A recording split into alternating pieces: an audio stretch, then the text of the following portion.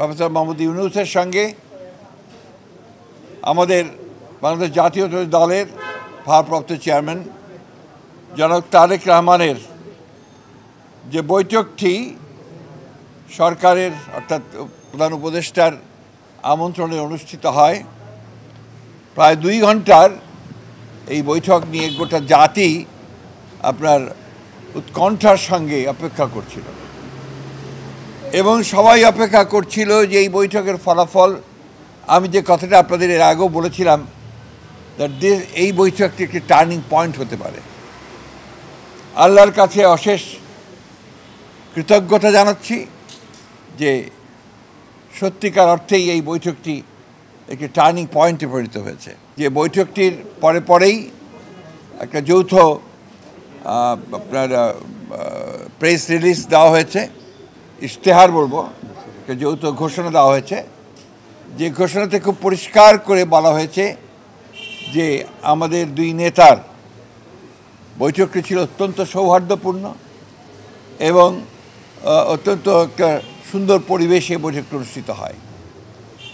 এবং যে বিষয়গুলো আলোচনা হয়েছে তার মধ্যে প্রধান ছিল যে নির্বাচন ইস্যু। সেই নির্বাচন ইস্যুতে জনাব তারেক রহমানের যে প্রস্তাব, যে নির্বাচন যে ঘোষণা করা হয়েছে আপনার এপ্রিলে, যেটা প্রধান উপদেষ্টা ঘোষণা করেছেন, সেটা উপযুক্ত সময় নয় বিধায় তাকে পিছিয়ে নিয়ে আসা।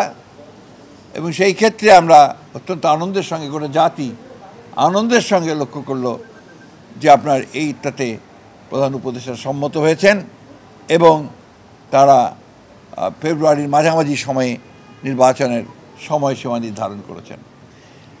আমি বলবো যে জনাব তারেক রহমান সাহেব আবার প্রমাণ করলেন যে তিনি বাংলাদেশের এই রাজনৈতিক যে দলগুলো রয়েছে, সেই দলগুলোর নেতৃত্ব যারা দিচ্ছেন, তাই সেই নেতৃত্ব যারা দিচ্ছেন তাদের মধ্যে নিঃসন্দেহে রাষ্ট্রনায়কোচিত যে গুণগুলো তার মধ্যে রয়েছে, সেই গুণ তিনি প্রমাণ করেছেন।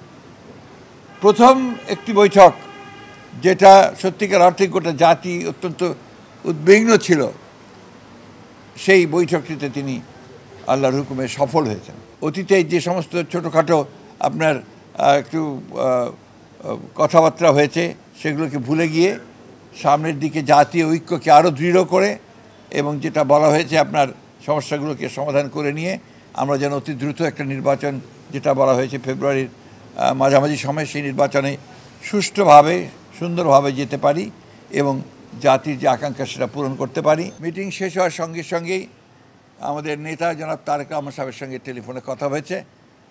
তিনি এই 15 বছরে যারা গণতন্ত্রের জন্য সংগ্রাম করেছে, লড়াই করেছে, বুকে রক্ত দিয়েছে, জুলাই আগস্টে যারা বুকে রক্ত দিয়েছে, তাদের সকলকে, শহীদদেরকে তিনি শ্রদ্ধা জানিয়েছেন।